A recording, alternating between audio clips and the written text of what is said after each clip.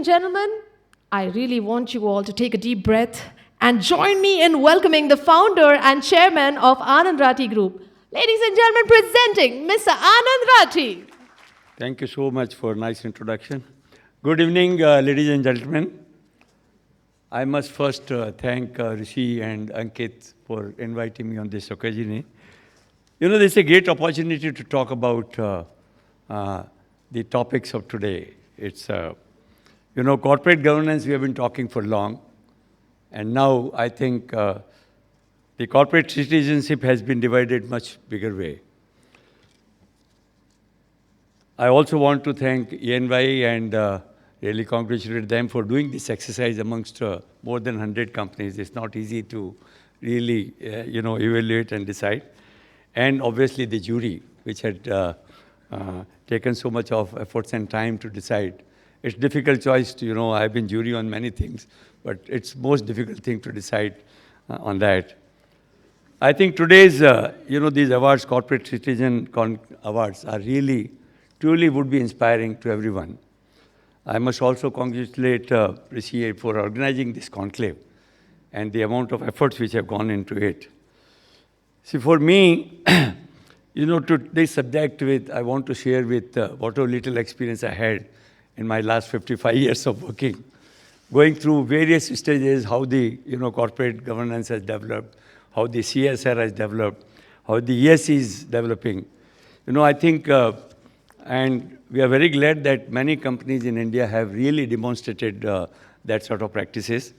I've been fortunate also to be part of a very good Birla Group, where we did, you know, learned all these practices.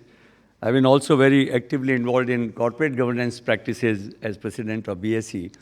And that's where actually after, you know, a market started developing, the corporate governance started assuming more significance. My thoughts on this I'd like to briefly share. Aligning a corporation financial goals with ethical considerations to achieve a sustainable balance of profitability and social responsibility is a difficult but necessary test in today's business landscape. It entails incorporating environmental, social, and governance considerations into company strategies and decision-making processes. Incorporating ESG considerations into the core business strategy ensures that ethical considerations are not an afterthought, but are integrated into all aspects of company's operations. The first step in this direction for the company to develop a set of ethical principles and a clear sense of purpose that goes beyond profit, identifying the company's responsibilities to its stakeholders, society, and the environment is a part of the entire process. Setting specific, measurable, achievable, relevant, and time-bound goals, which you call SMART goals, assist in guiding the company's actions and progress towards the social and environmental commitments. Impact assessment studies allow a comprehensive understanding of the consequences of the various courses of actions by the company by evaluating the potential social, environmental, and economic impacts of the company's decisions. The companies must ensure that long-term decisions are made, taking into account both short-term business goals and the broader impact on the society and the environment. The triple bottom line approach, TBL it's called, has the potential to be a very powerful strategy for addressing economic, social, and environmental impacts holistically and sustainably. TBL focuses on three interrelated pillars: economic prosperity, which is profit, the social equity for people, and the environmental stewardship for the planet. The TBL strategy must be integrated into the company's strategic planning process. This entails taking into account the effects on all the three dimensions while making decisions and establishing priorities. A critical initiative is to implement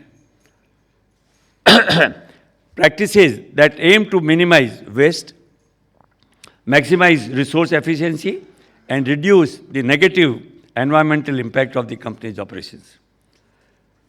To demonstrate its commitment to sustainability, the companies must incorporate ethical considerations into financial decisions, such as investments and funding sources. Corporate strategies must include the adoption of innovation and technology that can drive sustainable solutions, reduce environmental impact, and create social values. Collaboration with industry associations and initiatives promoting sustainable practices can really help drive collective change and industry-wide improvements in this context. Understanding the concerns and expectations of stakeholders as employees, customers, investors, suppliers, local communities is very critical. Companies can better align their actions with social needs by involving them in decision-making processes. Transparently communicating to stakeholders the company's ESG performance, initiatives and progress hold the trust and accountability. It is critical to conduct regular sustainability reporting in accordance with the recognized framework such as the Global Reporting Initiative or the Sustainability Accounting Standards Board. Aside from adhering to the ESG best practices, the company must ensure that the supply chain follows ethical and sustainable practices. This is critical for reducing negative social and environmental consequences. In this context, identifying all relevant stakeholders and understanding their interests, concerns, and expectations regarding the company's operations and activities is very critical. Establishing open and transparent channels of communication with stakeholders is part of this process. Soliciting regular feedback and input from them via surveys or town hall meetings, focus group meetings, or other forms of engagement could be very beneficial. Actively listening to stakeholders' perspectives, concerns, and feedback aids in integration of diverse viewpoints, and the insights gained aid in informed decision-making. Effective implementation of ESG, friends, amongst stockholders, the most corporate decisions requires prioritization. The company must identify the most material or significant issues raised by stakeholders that have the potential of a significant impact on companies and society. Concentrate on effectively addressing these issues. Relevant stakeholders should be involved in decision-making processes wherever possible, especially when the decisions directly affect them. Fostering collaborative partnerships with stakeholders such as NGOs, community organizations aids in addressing common challenges and finding solutions. This collaborative approach aids in the development of well-rounded and informed solutions. Transparently sharing information with stakeholders about the company's performance, initiatives, and outcomes, including progress towards sustainability and social responsibility goals, build trust and credibility. It's critical to establish a comprehensive code of ethics that outlines the company organization's core values and ethical principles. It must be ensured these values are incorporated into the mission and vision of the organization.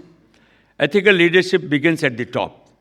As a result, leaders must demonstrate the organization's ethical values through their actions and decisions, demonstrating integrity and accountability in order to inspire everyone. Communication of the organization's ethical values and expectations to all employees on a regular basis can really play a significant role.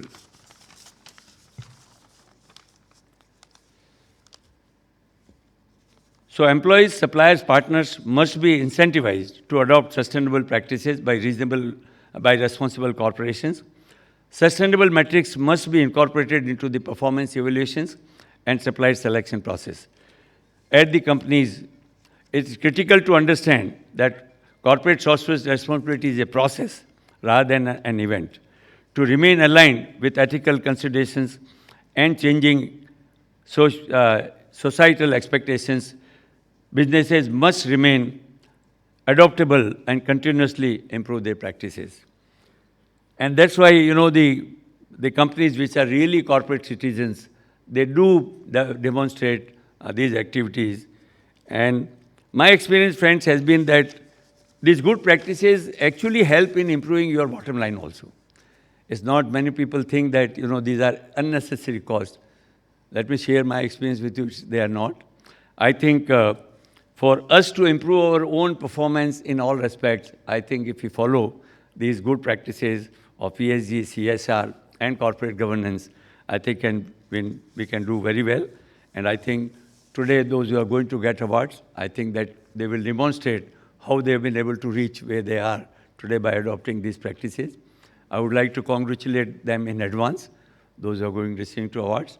And in fact, also thank all the participants. I think this itself, the participation itself brings those, lot of values to the fore when you participate in such programs.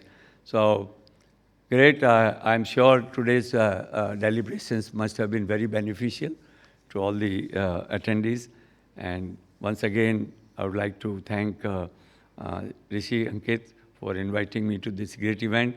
I think for me, every day is a learning process. And today's event would be a great learning process to know from the award winners how they've reached where they are.